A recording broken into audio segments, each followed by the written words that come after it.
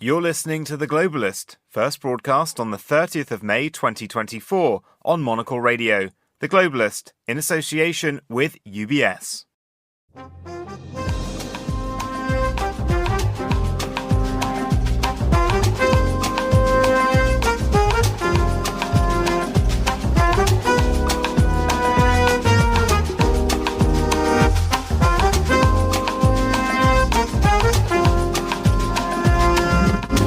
Live from London, this is The Globalist. I'm Vincent McAviney. Coming up, 30 years after Nelson Mandela thrust them into power, the ANC looks set to finally lose its grip.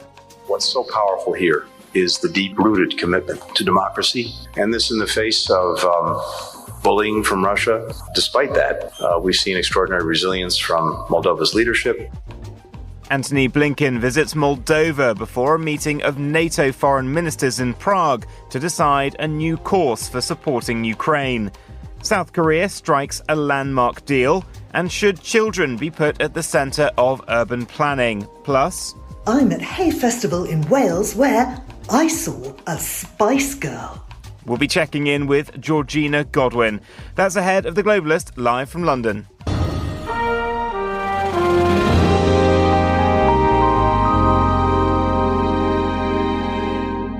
First, a look at what else is happening in the news. Israel's military has said it has taken control of the strategically important buffer zone along the Gaza-Egypt border, known as the Philadelphia Corridor, meaning it now controls Gaza's entire land border. The leading candidates in Mexico's presidential election have held their final campaign rallies ahead of the vote on Sunday.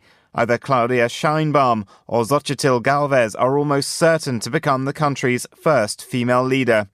And a guitar used by John Lennon has become the most expensive Beatles instrument ever sold at auction. The famous 12-string Hootenanny acoustic guitar used in the 1965 film Help sold for $2.9 million in a New York auction. Stay tuned to Monocle Radio throughout the day for more on those stories, but first. 30 years ago, Nelson Mandela led the African National Congress Party into power. But the political dominance they've enjoyed since might now be over. Following years of complacency and corruption, early polling suggests the ANC's vote share could drop from 2019's 57.5% to below 40%. To discuss the results and its implications, I'm joined now by Elna Schutz, journalist and broadcaster based in Johannesburg. Elna, thank you for being on the programme. How big a moment is this for South Africa? It absolutely is a very big moment, as you've already explained. We are 3 decades into democracy, and the governing party has had quite a time to rule. But now the big tagline of this election seems to be that 2024 is our 1994, indicating that this generation of voters is really looking for change. So the big news here is that the ANC is likely to dip under that majority for the first time. Polls are looking at them getting anything between 40 and 44% of the national vote. And then we have the Democratic Alliance coming second. But there are also new parties, new faces on the ballot, or rather new parties, but not necessarily new faces. For instance, former President Jacob Zuma is back with a new party. So definitely, it's going to be lots of changes, and a big part of that is going to be coalition agreements, possibly nationally, but most likely in highly contested provinces like Gauteng and KwaZulu-Natal. And what will it mean to have a coalition for South Africa? A lot of people, I think, Vinny, are hoping that it will mean change for the main issues that the country struggles with. We have very high unemployment rates, particularly youth unemployment, housing issues, crime, a lot of an electricity crisis. So there are lots of issues that people would want to see definite change. And I think the feeling is a shake-up in power might mean a shake-up in those problems. But also a big one is corruption. We've seen large amounts of corruption in the government for the last years, specifically during the COVID-19 period and the period we call state capture. So I think there's a hope, as I said, that a slight change will mean that those things shift. So where did it all go wrong for the ANC? That is everyone's guess, I think. Some might argue that a governing party after democracy, eventually should have some kind of challenge just to keep the spirit of democracy alive. I think the issues I mentioned are definitely a part of it, that clearly the service delivery and even the sort of economic strength isn't quite what people were hoping for. Corruption, again, as I mentioned. And now in this election, we're really seeing a lot of smaller parties drawing interest, as well as relative newcomers like the MK party with the face of former President Jacob Zuma, as I mentioned. And one of those other parties, the Marxist-inspired Economic Freedom Fighters, that's led by a former ANC youth leader, Julius Malema. I mean, they got 11% back in 2019, and they're expected to increase their popularity. What does that tell us about the new generation who sort of grew up post-apartheid and what they're wanting? Absolutely. So if I may, I think the feeling I've been hearing a lot on the streets with ordinary people is that this is not my grandmother's or my mother's ANC. This is not the ANC that brought us to freedom, and we need change. And there is a feeling amongst some voters, or a conviction among some voters, that quite radical change is needed, particularly on issues like land reform, even nationalization. So I think that's where parties with slightly more stronger, even revolutionary, you could call it, sentiments, are very much appealing to a younger voting base that, as I said, is battling with a future where youth unemployment is incredibly high, corruption is high, etc.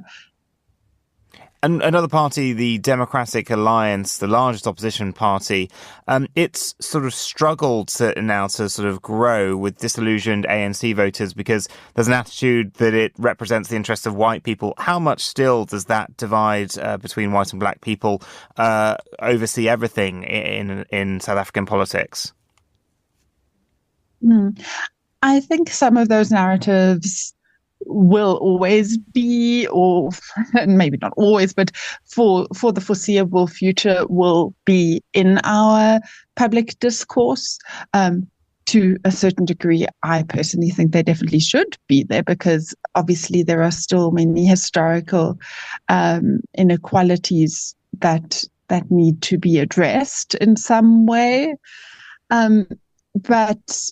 But beyond that, I think it's also looking at how parties are addressing that, and whether they really are looking at the interests of all voters.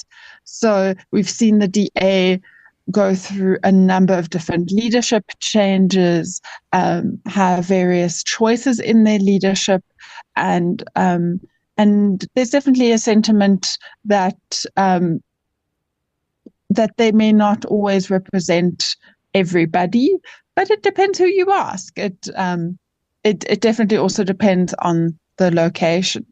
So yes, there is that narrative, but I think in the end, it's really whether the parties are able to address the issues, and also sort of what kind of visibility they have, what kind of image they have amongst voters. And what do we expect to happen in the next few days? And could there be any issues with voting integrity? Because there were some incidents of problems at polling stations. Yes. So the one thing we haven't mentioned, which is quite wonderful, is that there has been a seemingly very high voter turnout. So we've had 27 million registered voters, and it's pretty clear that we have gone over the 66% voter turnout of the last elections. While this is wonderful, that did mean there were extremely long lines. Some people were waiting over 8 or 9 hours to cast their votes. And when those polling stations closed at 9 p.m., there were still sometimes kilometers of people in the lines. They still had the right to vote, but that meant that those polling stations were open till late at night. Partly that is because of the large turnout, but also there were various issues, like you mentioned. Some voting materials were late, voting devices didn't work, so manual processes were put into place. There was significant confusion about Section 24A, which basically means that people were supposed to vote in their registered areas and not be elsewhere this year. But also we had issues around electricity outages, etc., affecting the actual voting process. And all of those issues in some way did cause some sparks. There were a few protests or squabbles in the lines. At one point, police even used rubber bullets. The power outages meant that in some voting stations, in some polling stations, people were using their phones to light up the process to be able to vote, which of course you're not supposed to use your phone in the polling booth. So these are issues. Whether it will actually affect voting integrity is another question. Whether this is just logistical problems, whether that really affects voting integrity, we'll have to see. Eleanor Schutz, thank you. This is The Globalist.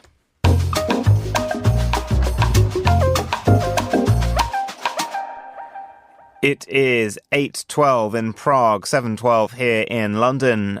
Now, in Prague, NATO is holding an informal summit with alliance foreign ministers, including US Secretary of State Antony Blinken. The discussions are set to be dominated by Ukraine, with groundwork for July's NATO Leaders Summit in Washington, D.C. set to be laid. I'm joined by Rob Cameron, journalist and broadcaster in Prague. Rob, there is growing disagreement amongst NATO members on what to do next in Ukraine, isn't there? There is, and I think Ukraine will obviously dominate, even overshadow this informal meeting of NATO foreign ministers in Prague. As I say, this is an informal meeting, and as you mentioned there, it's very much laying the groundwork, laying the foundations for the Leaders Summit in Washington in July. But obviously, ministers from across the alliance, 32 members, will have the opportunity to discuss some of those key issues, and Ukraine is at the top of the agenda. The Czechs, of course, are heavily invested in this because they are running their own initiative to source artillery ammunition from countries around the world, paid for by NATO and EU partners. So far, we believe 15 countries have signed up to the plan and pledged €1.5 billion to buy artillery shells from countries, many of which are in the global south, countries that the Czech Republic still has good relations with, to send them to Ukraine. But the problem is that only a handful of those countries have actually stumped up the cash, meaning that Prague is able to send far fewer rounds of ammunition for now than had been anticipated. The first 180,000 rounds, we've been told, will be sent to the country in June. So artillery ammunition, also Ukraine's own NATO membership ambitions. Can Ukraine use Western weapons against targets in Russia? These and many more issues will be discussed at this informal summit. Well, just to unpack a few of those, I mean, on that issue of firing into Russia, there seems to be disagreement on this now, but it does seem it's becoming more of an imperative given that Putin has opened up a new front in Kharkiv. Absolutely. I mean, anybody who has seen those images of the terrible destruction being wrought on the city of Kharkiv, which is Ukraine's second city, it cannot be failed to be moved by Kyiv's frustration that it cannot use the weapons supplied to it by the West to fire back. So I'm sure, even though I think that's not formally on the agenda, as far as I'm aware, that will be certainly a point of discussion when NATO foreign ministers meet in Prague. But it's not the only issue. As I say, NATO's EU membership, most countries and the Secretary General, of course, are calling strongly for Ukraine to be allowed to join the alliance, but that's not shared by all. What about Hungary? What about Slovakia now? Those foreign ministers of those two countries have spoken out in very strong terms about allowing Ukraine to join NATO. So I imagine there will be some disagreement, perhaps not aired in public, but there will be some when it comes to that particular topic. And are we expecting the meeting to be addressed by President Zelensky? That I don't know. We do know that the outgoing Secretary General Jens Stoltenberg will play a key role in the proceedings. He's due to give a keynote speech about the future of NATO, because this summit is, of course, being held on the 75th anniversary of the foundation of the alliance, and indeed in Prague, marking 25 years since the Czechs joined. And, of course, it was in Prague in 2002 where they announced that 7 more countries will join. Whether Zelensky will speak, we don't know yet. And of course, overshadowing this is that there are a few months, only 158 days now until the US election. Anthony Blinken is going to be at this meeting, and it's all ahead of a huge meeting in the summer in Washington, D.C. of NATO leaders. How much is he trying to sort of future-proof the US administration, trying to future-proof for whatever happens in November? Certainly, yes. Some of these statements that he has been making and American officials have been making about, the enduring nature of NATO's commitment, not just to Ukraine, but to Europe's security as a whole. They have been, quite loud and quite forceful in recent months. But that's a huge question. And I'm sure it's something that ministers will be discussing when they meet in Prague. What do we do about a possible Trump presidency, especially as Mr. Trump does seem you never really know what he's going to say next. I mean, he said, we believe the other day, he was quoted as saying that he would bomb Moscow and Beijing. He is reported to have told donors at a private meeting, and they were very taken aback by that, as you would expect they would be. So certainly NATO is entering a period of great instability, and one can only presume that when it comes to choosing a successor to Jens Stoltenberg, that person will have to be, to a degree, a Trump whisperer, as you were, someone who is able to get on with the Republican nominee if he wins in November. Do you think there might be discussion of the sort of double standard that's been pointed out, particularly by President Zelensky, that in recent weeks, when Israel came under attack from Iran, there were the US, France, the UK, all took action to stop that incoming fire. And there are arguments now that given that most of the fire that comes in from Russia is drones, is rockets, that actually perhaps NATO members sitting in surrounding countries should be shooting down that, because it's not a sort of direct act of war on Russia. It is protective, and you're not shooting down Russian fighters and people. It is just munitions.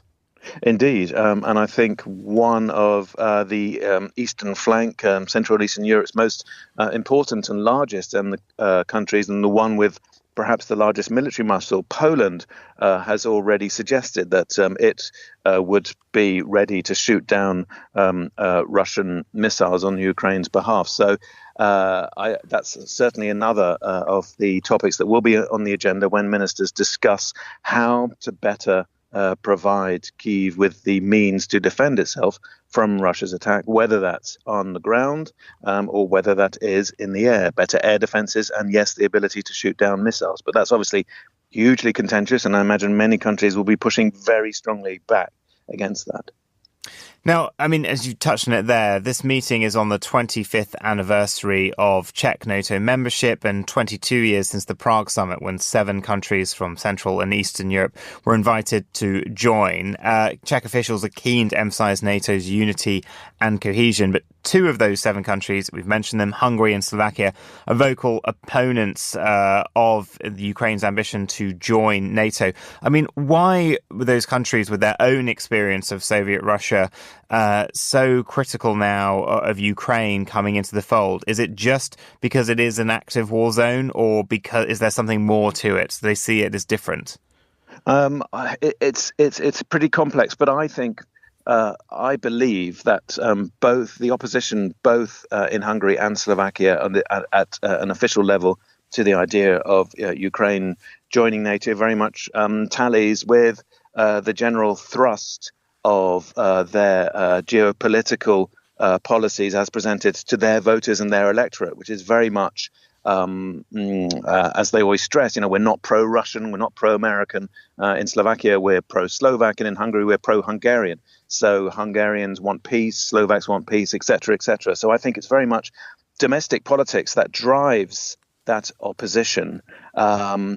And of course, there will be, and that does resonate. I think if you ask most Slovaks, certainly, I go to Slovakia a lot, if you ask them, certainly there is a huge number of Slovaks who believe the Ukraine conflict was started by America. There is a huge number of Slovaks who believe that Ukraine is simply a pawn between the superpower rivalry between Moscow and Washington, and it wasn't an invasion. It was a justified response to NATO pushing westwards and Ukraine trying to align itself more with the West. So that's how many Slovaks, and I imagine many Hungarians too, while they may have sympathies for ordinary Slovaks who are suffering and dying, ordinary Ukrainians who are suffering and dying in the war, I believe that is very much their global outlook. And so when Slovak and Hungarian politicians, including Robert Fico, now recovering from that assassination attempt, and Viktor Orban, say these things, I think they're very much speaking to their voters,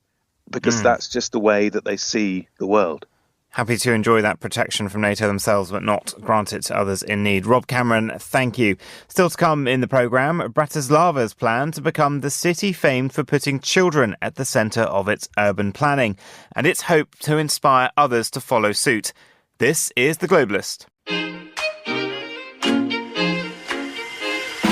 UBS has over 900 investment analysts from over 100 different countries. Over 900 of the sharpest minds and freshest thinkers in the world of finance today. To find out how we could help you, contact us at ubs.com.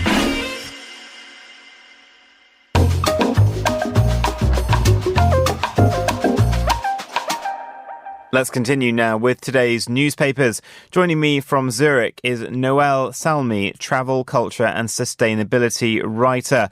Good morning, Noelle. How is it in Zurich? It's pretty sunny, cloudy. It has been spring refuses to arrive for good. Let's put it that way. Well, somewhere where they're not having problems with the heat is India. That is correct. So it was news everywhere, sort of late afternoon yesterday and this morning, that the heat in Delhi, an area of New Delhi called Munjaspur, has measured 52.9 degrees C, which is the highest ever recorded in India, higher even than the 51 degrees hit in Rajasthan in 2016. Now, the Times of India is reporting that the Indian Meteorological Department wants to look into it because the rest of the city only reached 49.1 degrees C. Only. But yeah, I mean, either way, it's a very high number, and it is, and the results have definitely been seen throughout the city. The streets have been deserted. Schools are asking students to stay home. Many businesses have done so as well. One resident described going outside as getting hit like a slap in the face. And students have been described fainting, falling sick, facing dehydration. apparently not all the fans in some of the public schools are working well. And so it's a really difficult situation, and Indians are worried about what this bodes for the future as climate change continues to make and having even hotter. Been to Delhi, it is an incredibly hot city with historically poor air quality as well. With your sort of travel hat on, I mean, this isn't good for tourism, is it, with these kind of temperatures? No, really not at all. And definitely one has been seeing just more and more interest in going to cooler places. I mean, it's not just India, it's throughout the world. I mean, people are thinking maybe I won't go to Ibiza this summer because the ocean is like a bathtub. The Mediterranean is like a bathtub. And we have seen a lot more interest overall, people going to colder places. So for sure. Now, speaking of colder places, Russia on the front page of the New York Times. What's this about? Yes. Well, Biden is assessing whether to allow U.S. weapons to be shot into Russia. This follows news. It's all over Frankfurter Allgemeine, Portugal's Diário de Notícias. Everyone is noting that Secretary of State Antony Blinken yesterday in Moldova commented that the U.S. was willing to adapt and adjust to let Ukraine defend itself. And this follows calls, as we've seen over the last couple of weeks since the outgoing NATO leader Jens Stoltenberg told The Economist that Ukraine's loss of territory near Kharkiv could only be countered if Ukraine was free to use the artillery and missile launchers and to take out the artillery, missile launchers, and command posts on the Russian side of the border using Western provided weapons if necessary. This is a step that Biden has not been willing to take, fearing escalation with a nuclear-armed adversary. But the New York Times is reporting today that he is mulling that question and hoping to make a decision quickly. Well, yeah, they'll be discussing that in Prague at this NATO meeting, and then, of course, that big meeting in Washington, D.C. In the summer. Another Russia-connected story, one about sort of asymmetrical, unusual warfare. A Florida man, and it is always Florida, isn't it, is causing trouble in Moscow. Yes, it really does always seem to be Florida. This is about as crazy and disconcerting a story as it gets. I mean, we've been worried about AI and election interference for a while, and it seems like we've got a one-man AI-assisted just disinformation machine. John Mark Dugan is in asylum in Russia. Apparently, he's now already a Russian citizen. He's originally from Florida, and in an interview with the New York Times, he gleefully admitted to all kinds of online heckling of a former sheriff, an elected sheriff in Florida, where he was he was a deputy sheriff in Palm Beach. And he had done all kinds of things to get his former boss in trouble. He had posed as a fictional New York heiress to trick the office into the sheriff's office into divulging information. He'd done all kinds of things. He posed as a security officer and eventually has an arrest warrant out for him in Florida. So he fled to Russia, and where he has been conducting just a crazy campaign, originally focused on disinformation on the Ukraine war, and now he is evidently turning his sights to the U.S. election. This has all been revealed by a report yesterday by NewsGuard, an agency that tracks online disinformation. Just to give you a sense, he has built up at least 160 fake websites. And if you look, the New York Times has photos of these logos. They look absolutely real. Some of these... Yeah, I'm looking at them now. I mean, they're very stylized, but they do look incredibly real. And like the London Crier, the Miami Chronicle, the New York News Daily, I mean, these logos look authentic, don't they? They look authentic. And he is using AI, OpenAI, ChatGPT, and DALL-E 3 to create just tens of thousands of news articles. And some of them are just crazy. President Zelensky has imported, hundreds of pounds of cocaine from Argentina and smuggled it into Ukraine. Prince Andrew used a luxury yacht sort of owned by Zelensky, and then he had abducted children in Ukraine. It's crazy. Well, let's hope that perhaps some of the search engines would be willing to step up and block disinformation indeed, like this. I mean, it is just on a note here. I was covering a story yesterday in London that after 197 years, the London daily paper, the Evening Standard, is coming to an end. They're only going to do online and a sort of once a week publication. And when you're looking at things like this, he's targeting this city with these fake London news websites. It is a shame that we are seeing such a retreat in traditional media. Another crazy story, I'm afraid, from the United States, and it involves a Supreme Court justice. Yes. Well, so the New York Times had broken the story quite recently that Supreme Court Justice Samuel Alito, that at his house following the January 6th attacks, that a neighbor had found that the flagpole in his house was flying the U.S. flag upside down. Now, that was very much a symbol of the Stop the Steal movement, people who believed that the election had been stolen away from President Trump.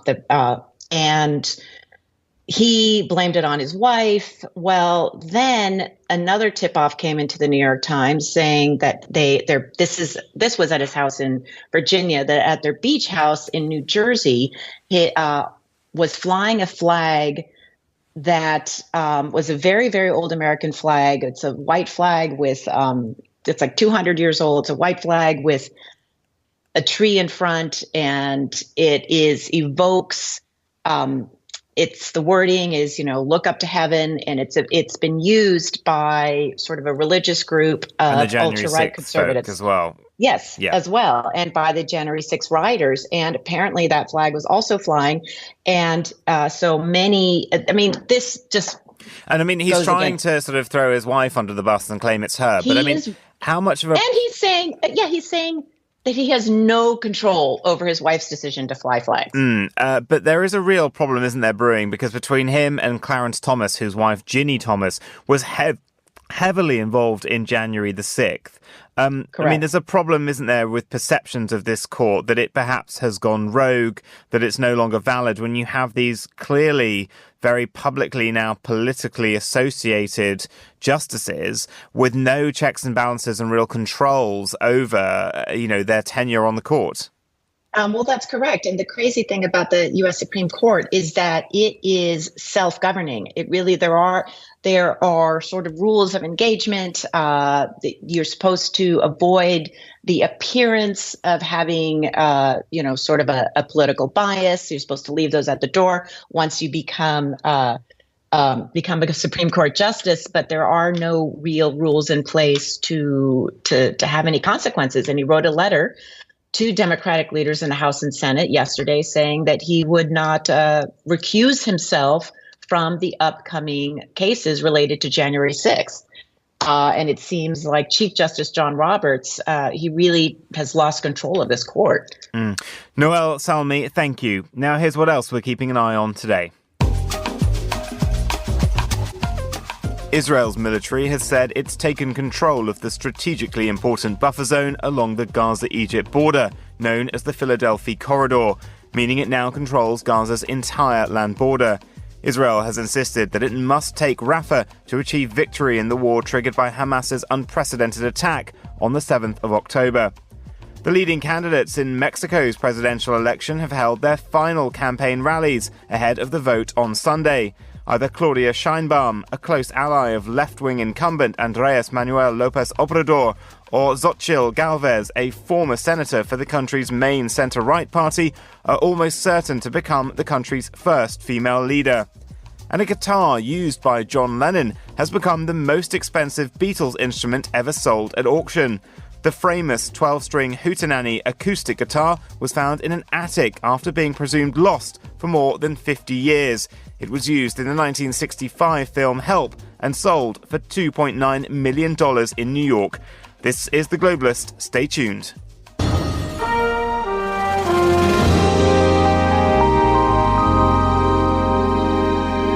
Now, Slovakia has been playing host to a summit focusing on putting children at the centre of urban planning. Monocle's editor-in-chief, Andrew Tuck, has been attending the Starts With Children Summit, organised by the City of Bratislava and the Metropolitan Institute of Bratislava. Andrew, thank you for joining us. Firstly, what does a child-focused urban planning strategy actually mean? Well, it's an interesting way of thinking about cities, because I think all of these cities, and especially many of the cities who are in attendance from Eastern Europe, they're finding a very polarized debate around urbanism. We've seen how it's become weaponized, this notion of the 15-minute city, and they're finding it's very difficult to get decisions through to do the things that they think are progressive and right. But the interesting thing is, when you go out to constituents and you say, look, the reason we're asking you to give up your car parking space to allow this car park to be turned into a park is not because we're some left-wing fanatics, but it's for children. And then you begin to be able to build some consensus if you're good at doing the kind of urbanism that brings people into that conversation. So I think lots of cities are finding they want to dial down the heat on what's good for urbanism and start being a bit more progressive, but bringing more people along on the journey, because it seems that left and right can agree that when things is being done for the sake of their children, then they can go along with it. And this is something that Bratislava has pioneered. Well, it's interesting. Matej, who's the mayor of Bratislava, he's on his second term, a super interesting, cool guy. He's part of this generation of mayors who, across Europe, especially in Eastern Europe. So the mayor of Gdansk was in attendance. The mayor of Warsaw was there. And I moderated a great panel that included them and also the mayor of Tirana, the mayor, the now deputy mayor of Reykjavik. All of them have this kind of progressive ambition to change their cities for the better. Now, they often sit in the countries where they're surrounded by more right-wing populist national governments. But interesting, they build alliances. So the event was backed by Bloomberg Associates, set up by Mike Bloomberg after he left office as mayor in New York. And Amanda Burden, who's the doyenne of planning, she was the planning chief for New York City. She was in attendance. Jan Gale, perhaps the most famous urbanist ever, he was in attendance, and we chatted with him as well for The Urbanist. So all of these people had coalesced to say, look, if you start thinking about children first, it means that you will think about taking cars off the road. It means you'll think about walkable cities. It will mean you think about getting people on bicycles. And then all the other things that you're worrying about, the environment, lowering your CO2 emissions as a city, will fall into place because you're putting children first. And what were your other key takeaways? It was a really amazing event. Bratislava, I flew into Vienna because it was more convenient. It's 40 minutes in a car and you're in Vienna, or an hour down the Danube on a boat. But this small city is being very, very plucky. The Slovaks have a lot of ambition. And they held the event in an old market hall that had been neglected for many, many years, now revived and restored into an event space and market. And they had some 600 people come who wanted to be in that room and to hear the debate. And the amazing thing, I think, is in these places, when you do something that's really engaging, nobody left. Nobody was disappearing on their phones. People, it was almost like a festival. So 600 people, 50 delegates from around the world. But you just see how tough it is what people are doing with kids. I sat next to dinner with a woman who's working in Dhaka in Bangladesh, where she's like helping mothers who are like babysitting for people whose kids whose parents are in the garment factories.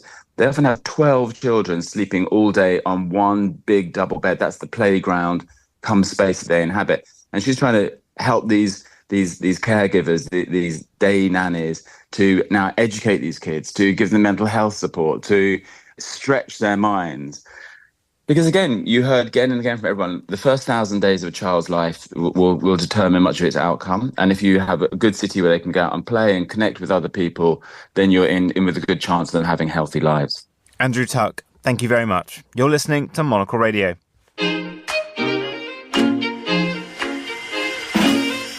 UBS is a global financial services firm with over 150 years of heritage. Built on the unique dedication of our people, we bring fresh thinking and perspective to our work. We know that it takes a marriage of intelligence and heart to create lasting value for our clients. It's about having the right ideas, of course, but also about having one of the most accomplished systems and an unrivaled network of global experts. That's why at UBS, we pride ourselves on thinking smarter to make a real difference. Tune in to The Bulletin with UBS every week for the latest insights and opinions from UBS all around the world.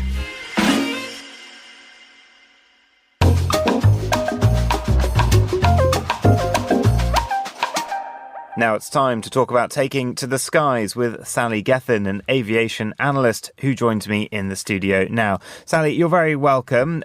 First of all, turbulence. We've been seeing an increasing number of stories about incidents. Yes, this was particularly striking last week when there was a tragic incident on board Singapore Airlines, and it grabbed headlines all around the world. Sadly, there are 26 people still in hospital care in Singapore still from that incident. But since then, we've also had incidents on Qatar Airways involving a Boeing 787 and also with Turkish Airlines too. So the headlines are not going away. And of course, in the last 24 hours, there's been news about more on the anatomy of the incident itself from the Singapore Transportation Safety Board. And it dropped something like 50 metres in about 4 seconds, and that's why we saw people being thrown into the air. I mean, it is a lesson in why you should always really keep your seatbelt on when you're sat down. Absolutely, yes. I mean, that's the basic takeaway for anybody who's travelling, who's airborne in flight. And yes, it's when you dive into it a little bit deeper, it's a bit more complex. So it was a particular type of turbulence that caused this incident, and it's called clear air turbulence. And the science isn't that developed to be able to address it fully. There's also science looking into the increasing causes of this. One school of thought is that it's climate change, which it may well be, and the University of Reading in the UK is doing a lot of work on that front. So there's more empirical data coming out, but also we need to look at the sheer volumes of passenger traffic now, which are increasing. And I'll go on to this in a minute, but, it's back to pre-pandemic levels in some cases and shows no sign of letting up. So you simply have more flights than ever before. So they're obviously going to be more subject to turbulence. And you mentioned it there, everyone getting back into the skies, but thankfully airfares seem to be coming down.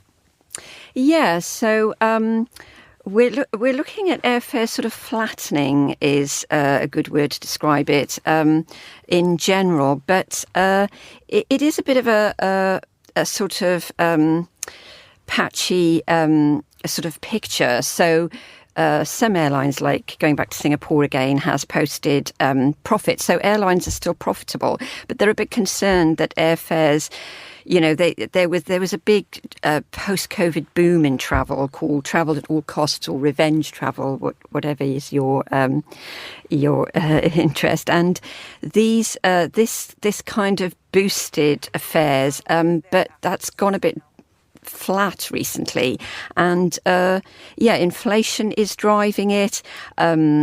Earnings aren't as strong as they were. The sharpest drop is in the Asia Pacific area as well, and China is also a sluggish market. It was the last to come out of the pandemic, and it's travel from China to Europe, Europe, America and Australia is also down. So, that is bringing airfares down as well. And looking at the most popular places to go this summer, in terms of cities, I was surprised. London number 1, Paris number 2, Barcelona number 3. Why do you think there's a drive to get back to those cities, and where else are people going? Well, Paris Olympics, of course. That is what's driving, flight bookings and flight searches to those particular destinations. So where people, where the market is saturated in terms of bookings directly to Paris, then London's the next obvious choice because it has great links into Paris. It's, Heathrow is a hub airport. So, and there's a choice of airports in Paris as well for point-to-point low-cost carriers. Also, this was a study from the European Tourism Association with Forward Keys. What's interesting from that as well, another takeaway, is that summer travel in general, there's a shift in travel trends towards more nature destinations and also urban, up as much as 19%, and also to cooler climes, which is interesting over the summer and late summer in Northern and Eastern Europe. And I wonder if perhaps some of the awful climate incidents that were seen in Europe last summer, such as those devastating fires in Greece and so on, might have prompted people to think again about going to those, Southern European Mediterranean destinations and switching to alternatives. Sally Gethin, aviation analyst, thank you for joining us. You're listening to The Globalist on Monocle Radio.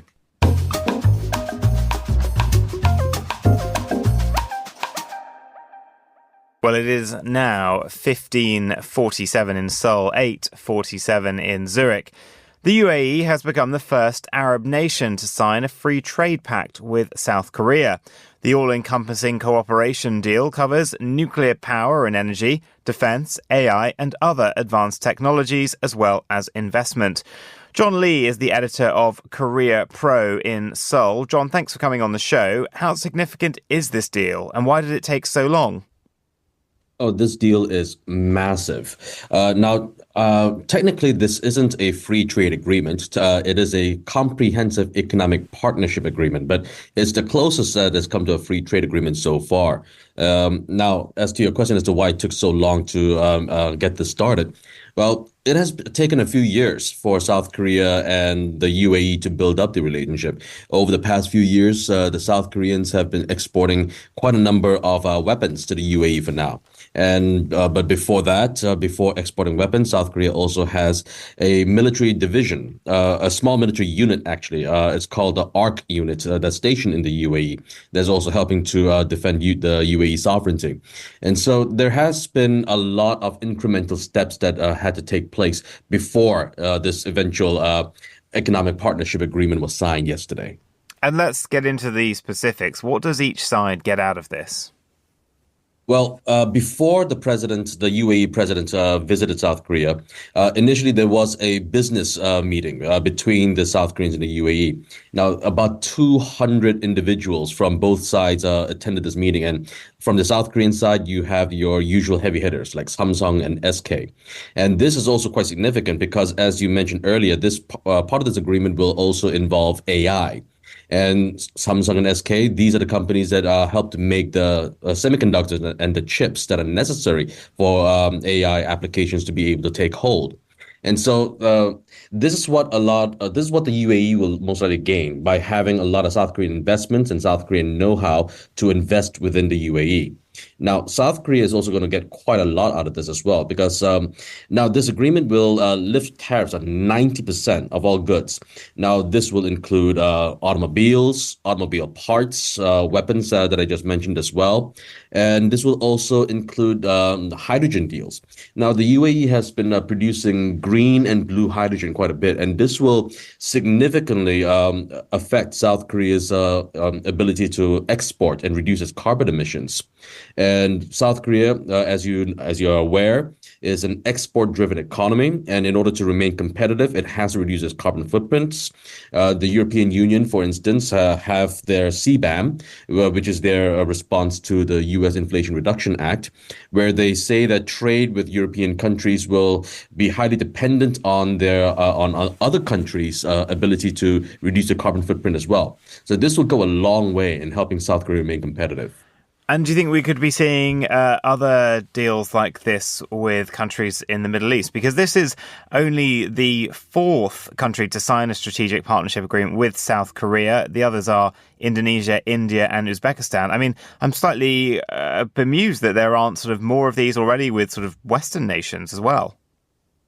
Well, South Korea has mostly been focused on free trade agreements, not comprehensive economic partnership agreements yet, because the free trade agreements, those are the massive big deals that cover the entire economic package. Whereas over here, it's slightly a step below the FTAs. But because FTAs are significantly difficult to actually get through parliament, especially for South Korea, this is the next best step. And so will there be more? Yes, definitely. Now that South Korea has signed a SEPA agreement with the UAE, Saudi Arabia will only be a matter of time. And that's the big prize that South Korea is really after. Well, John Lee, thank you very much. This is The Globalist on Monocle Radio.